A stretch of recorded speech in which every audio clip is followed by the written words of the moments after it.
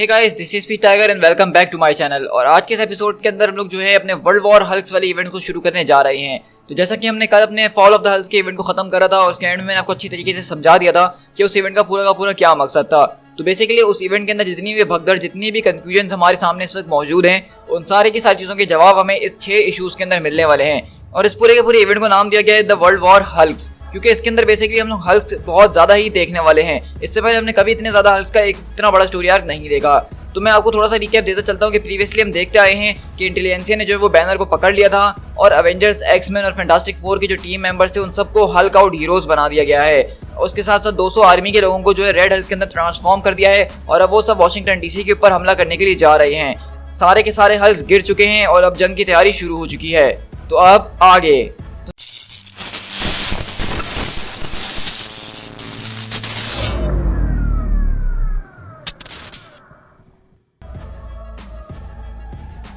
तो कहानी की शुरुआत हमारे पास ब्रूस बैनर के साथ होती है, जो कि एक अलग ही रियलिटी के अंदर मौजूद है, जहां पे हम देख रहे हैं कि उसकी वाइफ बेटी यहाँ पे मौजूद है, उसके 2 बच्चे यहाँ पे हैं, जिसमें से एक लायरा और एक स्कार है, और दूसरा जो है यहाँ पे उनके ग्रैंडफादर यानी कि जनरल रॉस भी मौजूद हैं, जो कि बच्चों के साथ खेल रहे हैं। और वहीं पे जनरल रॉस बताते हैं कि लगता है कि आज बच्चों को बताना ही पड़ेगा कि उनके फादर ने किस तरह से उस रियलिटी को बचाया है। तो वहीं पे हम देखते हैं कि उसके बच्चे आगे ब्रूस से गले वगैरह लगते हैं और यहाँ पे काफी एक हैप्पी मोमेंट चल रहा है। लेकिन वहीं से स्कार पूछता है क्या फादर आपने वाकई में हमारी दुनिया को बचाया है? तो वहीं से ब्रूस बोलता है अच्छा, क्या रियली मैंने ऐसा कुछ किया है?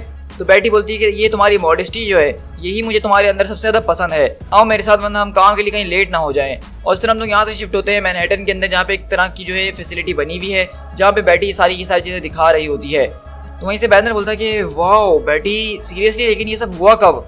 तो वहीं से बेटी बोलती है कि मैं जानती हूँ कि तुम्हारे ऊपर बहुत कुछ गुजरा है ब्रूस, तुम्हारे लिए शायद एक ब्लेसिंग भी है कि तुम इसमें से कुछ चीज़ें भूल चुके हो। लेकिन हम देखते हैं कि वहाँ बेसिकली एक स्टैचू लगा हुआ होता है, जहाँ पे the founders Reed Richard, T'Challa, Pym, Hank McCoy, Doom और बैनर मौजूद हैं। और ये वो सारे के सारे लोग हैं जिनको इंटेलिजेंसी ऑलरेडी पकड़ चुकी है और एक तरह की यहाँ फैसिलिटी बन चुकी है। और यहाँ पे बताया जा रहा है कि इन सब के पीछे इन सब का हाथ था इस पूरी की पूरी दुनिया को इस तरह बदलने के अंदर। और यहीं पे साथ में बैठी हमें ये भी बता दी कि किस तरह से वो बैनर ही था जिसने हल्क को यहाँ पे खत्म कर दिया था, हल्क जैसे थ्रेट को दुनिया से मिटा दिया था। और हम देखते हैं कि इस तरह एक कांच के डब्बे के अंदर वहाँ पे जो है हल्क स्केलेटन मौजूद होता है, जिसके सीने के अंदर एक मिसाइल घुसा हुआ है।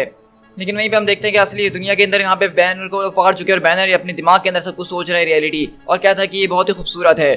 तो वहीं से लीडर बोलता है कि तुम ठीक कह रहे हो, ये खूबसूरत तो है। लेकिन वहीं पे शी हल्क मौजूद होती है और कहती है कि तुम्हारे खेल तमाशे बहुत हो गए हैं लीडर, अब इसको मार डालो। तो मैं यहाँ थोड़ी देर के लिए रुकना चाहूंगा। और मैंने अपने पिछले एपिसोड के कमेंट्स में पढ़ा है कि आप में से बहुत सारे लोग बोल रहे थे कि शी हल्क तो यहाँ वाली कैरियर के अंदर मौजूद है, तो दूसरी शी हल्क यानी कि लायरा वगैरह के पास वहाँ पे कैसे पहुँच गई। ये आप लोग का सवाल बहुत ही अच्छा था और ठीक भी था, क्योंकि पूरे के पूरे वर्ल्ड वॉर हल्क और फॉल ऑफ द हल्क्स की इवेंट की जो स्टोरीज लिखी गई हैं वो बहुत ही अलग और पेचीदा वे में लिखी गई हैं। कुछ इवेंट्स हमें पहले करके दिखा दिए गए हैं और कुछ हमें बाद में दिखाए गए हैं, जिनके बारे में कोई हमें जवाब नहीं दिया गया है।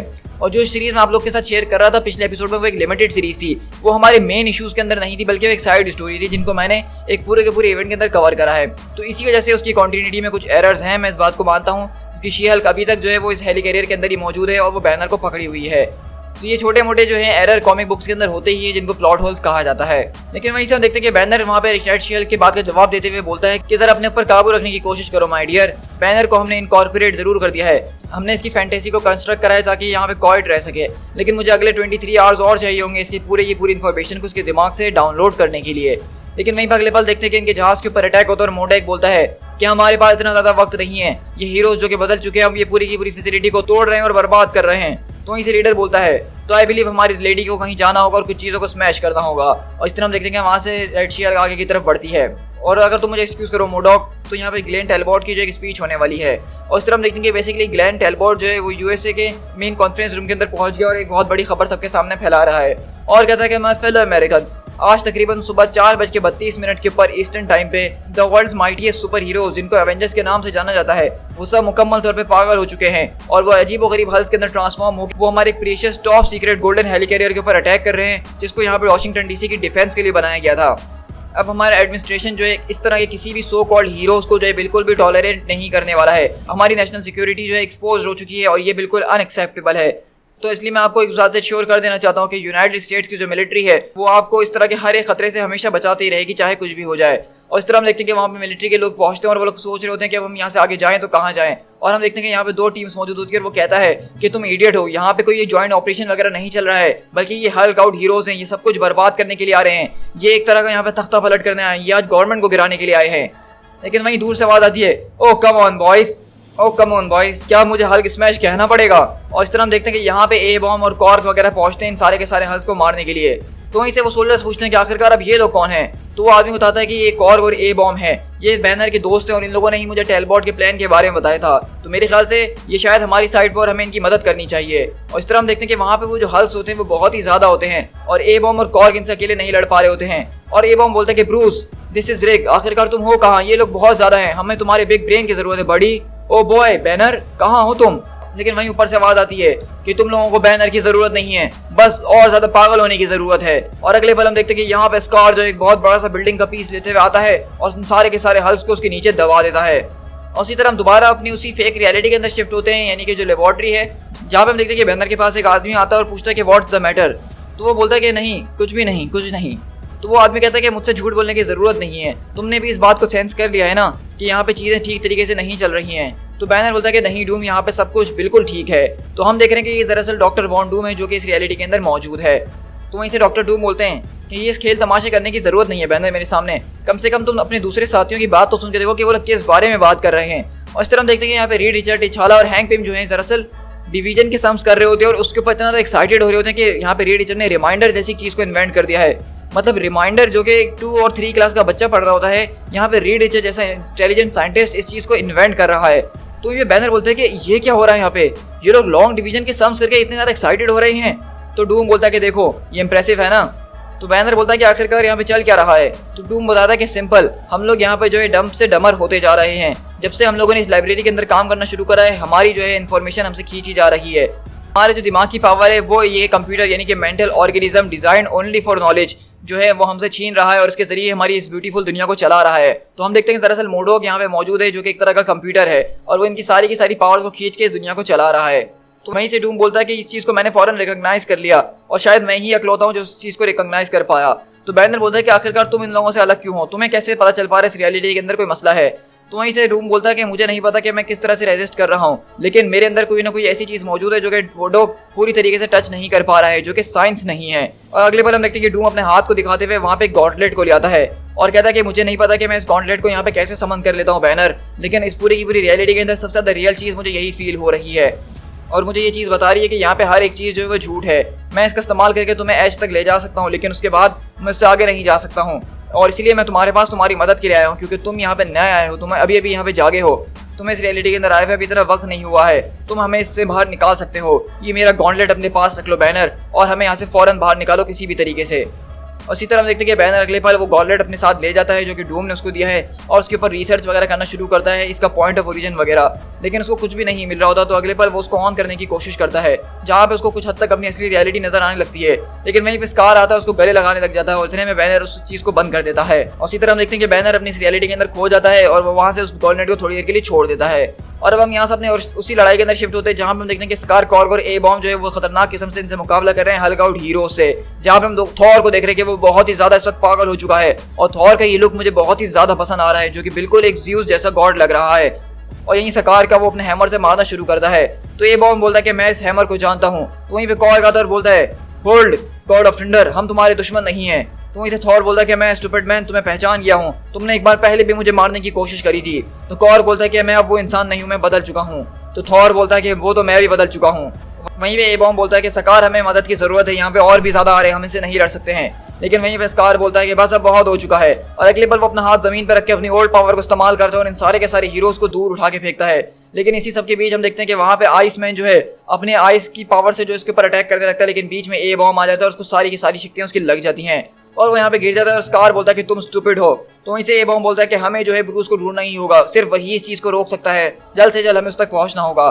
तो स्कार बोलता है कि ठीक है, तुम जाओ डैडी के पास और जाके उसके सामने रहो, क्योंकि मुझे आज कुछ सुपर हीरोज को किल करना है। और इस तरह हम देखते हैं कि स्कार वहाँ पे जो है ए बॉम्ब को ऊपर जहाज की तरफ फेंक देता है ताकि वो बैनर के पास जा सके और वो खुद यहाँ पे इन सारे के सारे हल्क आउट हीरोज के अंदर अकेला घुस जाता है कॉर्क के साथ। और वहीं से हम देखते हैं कि यहाँ पे बैनर अपने बच्चों के साथ खेल रहा होता है, लेकिन अगली पल वहाँ पे डूम आता और कहता है कि वेल डन बैनर, आखिरकार तुमने इसको फिगर आउट कर ही लिया ना, तो मुझे बताओ कि तुमने इसको ऑन कैसे करा।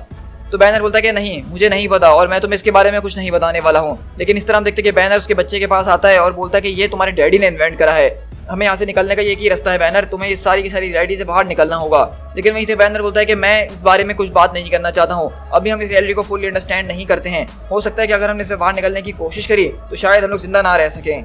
तो वहीं से डूम बोलता है कि ओह, कहीं ये बात तो नहीं है, कहीं ये तुम्हारी रियलिटी पसंद आ गई है, तुम इस रियलिटी के अंदर रहना चाहते हो। मैं तुम्हारे ऊपर बहुत ज़्यादा एम्बेरस फील कर रहा हूँ, लेकिन ये हमारी रियलिटी नहीं है, हमें यहाँ से फौरन निकलना होगा कुछ भी करके। और अगले पल हम देखते हैं कि वहाँ पे जो होता है डूम अपना हाथ जो है गॉन्टलेट वाला सकार के सर पे रखता है, जिससे वो वहाँ पे जो है सकार के अंदर यानी कि हल्क वाली फॉर्म के अंदर ट्रांसफॉर्म हो जाता है।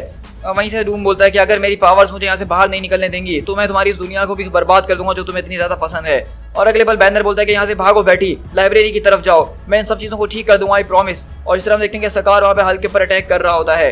और वहीं से डूम बोलता है कि तुम बस इसको ऑन कर दो ताकि हम लोग घर जा सकें, या फिर यहीं रहो और मर जाओ। लेकिन अगले पल हम देखते हैं कि बैटी वहाँ पे उसी तरह के मिसाइल से अटैक करती है सकार के ऊपर और वहाँ पे गिर जाता है। और वहीं से बैटी बोलती है कि ये ब्रूस का घर है और ये इसने कमाया है और ये हैप्पीनेस ही डिजर्व करता है और ये चीज़ इससे कोई भी वापसी नहीं छीनने वाला है। लेकिन वहीं से बैनर बोलता है कि सकार, ये मैंने क्या कर दिया। तो बैटी बोलती है कि उसकी तरफ मत देखो ब्रूस, जब हम कल सुबह उठेंगे तो सब कुछ दोबारा से ठीक हो चुका होगा। तो वहीं से बैनर बोलता है कि ठीक है, मैं तुम्हारी बात समझ गया हूँ, मैं तुमसे बहुत ही ज़्यादा प्यार करता हूँ, लेकिन बैटी मुझे तुम असली वाली ज़्यादा पसंद थी। और अगले पल हम देखते हैं कि बैनर उस गॉन्टलेट को ऑन करके अपनी रियलिटी से बाहर आता है। और इसी तरह हम देखते हैं कि जहाँ पे उसको उस मशीन में बांधा हुआ होता है वो वहाँ पे होश में आ जाता है। और जब वो होश में आके देखता है तो यहाँ पे ये बॉम्ब मौजूद होता है और उसके ऊपर जो है यहाँ पे रेड शी हल्क अटैक कर रही होती है। उस तरह हम देखते हैं कि यहाँ पे डूम भी उठता है और वो दरअसल इन सारे के सारे मेगा माइंड्स की जो है पावर्स को अपने अंदर लेना चाह रहा है ताकि इसकी दिमाग की पावर और ज़्यादा बढ़ सके। लेकिन वहीं पे सब बोलते हैं कि हमें छोड़ दो। तो डूम बोलता है कि आप तुम डूम से अपनी मर्जी के लिए भीख मांग रहे हो। तो बैनर बोलता है कि नहीं, लेकिन अगर मैं थोड़ा पहले ही स्माइल कर देता तो तुम्हें समझ में आ जाता कि मैं शायद अपने होश में हूँ। तो वहीं से डूम बोलता है कि तुम ये किस बारे में बात कर रहे हो। तो बैनर बोलता है कि चलो ये बताओ कि 301 डिवाइडेड बाय 30 क्या होता है। तो डूम बोलता है कि वो ये सब क्या हो रहा है, मुझे कुछ समझ में नहीं आ रहा है। तो वहीं से बैनर बोलता है कि तुमने अपने साथ खुद करा है जो करा है डूम, तुम इतने ज़्यादा डम थे कि तुमने ये सोच लिया कि तुम दोबारा से स्मार्ट हो चुके हो और तुमने अपने अंदर एक अनशील्डेड स्टर्न वाई केबल को जो है एक 15 टेराफ्लॉप स्टॉक सीपीयू के अंदर तुमने अपने दिमाग को खुद से ही फ्राई कर दिया है और तुम्हें ऐसा लग रहा था कि तुम हमारे ब्रेन्स को भी अपने अंदर डाउनलोड कर रहे हो। तुम एक सच में बहुत ही बड़े डम इंसान हो डूम। और वहीं पे डूम बोलता है कि मैं तुम्हें इसके लिए जान से मार डालूंगा बैनर, आई स्वेयर इट, मैं तुम्हें जान से मार डालूंगा। लेकिन वहीं पे हम देखते हैं कि शी हल्क भी मौजूद होती है और कहती है कि तुम इससे पीछे हट जाओ, डूम मेरा शिकार है। और अगले पल हम देखते हैं कि रेड शी हल्क उसको एक पंच मार के जहाज से बाहर फेंक देती है। तो वहीं से शी हल्क बोलती है कि ऑल राइट बैनर, नहीं मेरे ख्याल से ब्रूस। तो वहीं से बैनर बोलता है कि ब्रूस। तो वहीं से रेड शी हल्क बोलती है कि मेरे ख्याल से वक्त आ गया कि तुम्हें सच्चाई बता दी जाए। लेकिन इससे पहले वो अपनी बात को कंप्लीट कर सके अगले पल वहाँ पे वो जहाज हिलना शुरू होता है और हम देखते हैं कि वहाँ पे कोई और नहीं बल्कि स्कार पहुंच चुका होता है और कहता है कि मेरे फादर से दूर हटो। लेकिन शी हल्क बोलती है कि तुम मोरों, तुम्हें नजर नहीं आ रहा है कि हम बात कर रहे हैं। लेकिन इतनी देर में स्कार जो है बहुत ज़्यादा गुस्से में आता है और रेड शी हल्क के अंदर आके अपनी तलवार घुसा देता है। तो वहीं से ए बॉम्ब बोलता है कि ओह गॉड, नहीं ये नहीं हो सकता है, ये तो हो ही नहीं सकता है। और अगले पल हमें एक बहुत ही बड़ा सीक्रेट रिवील किया जाता है कि दरअसल रेड शी हल्क कोई और नहीं बल्कि बैटी रॉस ही है, जिसके सीने में इस वक्त स्कार ने अपनी तलवार घुसा दी है। टू बी हल्की न्यूड।